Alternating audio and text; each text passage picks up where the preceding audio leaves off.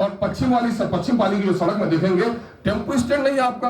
एक प्रस्ताव लिखिए आप कि कम से कम कहीं ना कहीं यहाँ पर एक जमीन है ये बिजली वाले की, जिसमें उसने ब्रिज लगाया है, वो बेहतरीन टेम्पो स्टैंड हमारा हो सकता था। वो नहीं, वो सड़क जो आगे है गाजपाड़ा से बिफोर पिपला के पास जो सड़क है, वो सड़क जाकर वहां पर बलोच चौक में जुड़ जाती है। वो सड़क अगर हमारी डेवलप कर जाए और मार्केटिंग का कुछ हिस्सा लेकर के हम लीज पर ही सही अगर हम वहां पर टेम्पो स्टैंड बना लेते हैं, मैं समझता हूं कि पश्चिम पाली की भीड़ हटेगी और आने में हम लोगों को आसानी होगी।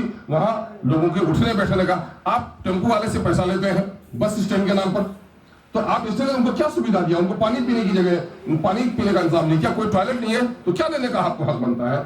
और इससे होता क्या है, बहुत सारे बीमार वक्त पर हॉस्पिटल नहीं पहुंच पाते, किसी की ट्रेन छूट जाती है, बच्चों के स्कूल का मामला होता है, इस पर तवज्जो देनी चाहिए। उसमें एक बड़ा मसला यह है कि यहाँ जो एफसीआई का गोडाउन है, तो शहर के बीच में गोडाउन होने का कोई तुक नहीं होता। कमला साहब जब हमारी पार्टी के एमएलए थे, मैंने उनसे जैसे सदन में भी मामला उठाने के लिए कहा था, मुझे पता नहीं साल में क्या किया वो हमने, मैं फिर कोशिश कर रहा हूं उस मामले में कि कम से कम इसके शिफ्टिंग के बारे में कोशिश की जाए कि ये अगर यहां से शिफ्ट कर जाता है तो पश्चिम पाली की बहुत सारी भीड़ जो होगी हमारी वो खत्म हो जाएगी। ट्रक वगैरह के आने से बड़ी दुश्वारी होती है। और तीसरा मामला ये है, हम सेहत के लिए रोना रोते हैं, बच्चे हमारे जो अफीम का शिकार होते हैं, स्मोक कर रहे हैं, मेरा जोना वगैरह इस्तेमाल कर रहे हैं, सरे बेकार आशियाने सहता।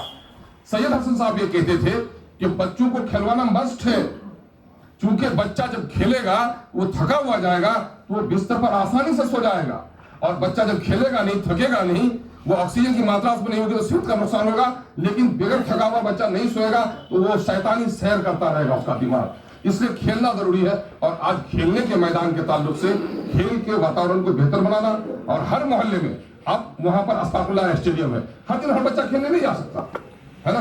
कुछ जगहों को आप चिन्हित करके, मारवाड़ी कॉलेज का कैंपस है उसको जरा सा बनवा दीजिए, खगड़ा की तरफ है कोई मैदान उसको डेवलप करवा दीजिए, बीच में जरा सा वो है आप लोग परमिशन लेकर के स्पेशली उसको और मिट्टी उट्टी भरवा करके जरा सा रूई धासा को कोई स्पेशली या उन्हीं को कह करके हम लोग भी कोशिश करेंगे अगर सिलसिले में हो तो। हम चाहते हैं कि मुहज्जब शहर, बाहर का कोई आदमी लगे किशनगंज आए तो सिर्फ किशनगंज में गंगा जमनी तहजीब सिर्फ लफ्जों न सुने, बल्कि आए तो लगे एक शब्द शहर है।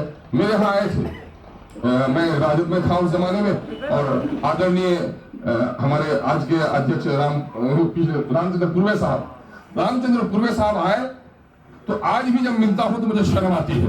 वो समझाना आए थे अपना पूरे मोहल्ला, तो वहां से वो मैडम के साथ मेरे यहाँ आए चाय पीने के लिए। अब मैं रहता था मदन भाई के बगल में, और नतीजा ये हुआ कि वहां की गंदगी को देखकर मैं तो शर्मिंदा था, लेकिन मैं समझा अगर शाम का समय है सर नजर नहीं पड़ेगी। तो बोला अख्तर साहब वो जो आपके यहाँ गए थे वो मोहल्ला इतना गंदा आया था, वहां रहते हैं आप। अभी भी जब मुलाकात होती है तो बोला कि मोहल्ला तो आपका ठीक ठाक हुआ, शर्म से मेरी नाक कट जाती है मेरे भाई। तो कम से कम ये जो मामला है शहर की गंदगियां, ये शहर की गंदगी को साफ करने का बिल्कुल कसम खा लीजिए, बुनियादी काम है शहर को नीट एंड क्लीन रखना आपका। और शहर जब नीट एंड क्लीन रहेगा तो उसका असर हमारे दिमाग पर भी पड़ेगा, वरना शहर के करीब गंदगी होती है तो दिमाग भी गंदा हो जाता है। ईश्वर हमको इस गंदगी से बचाए। आप लोगों ने मेरी इस दावत को कबूल किया, पार्टी के वेरियर को वेरियर नहीं समझा, और पार्टी का नाम पर आप जीत के भी नहीं आए। और अगर आप पार्टी के नाम पर जीत के भी आते तब भी अख्तर ईमान को कहीं बुलाते तो अपने करीब पाते। आइए हम सब संकल्प लें किशनगंज को एक अच्छा शहर, सिर्फ यहाँ नहीं जैसा कि हमारे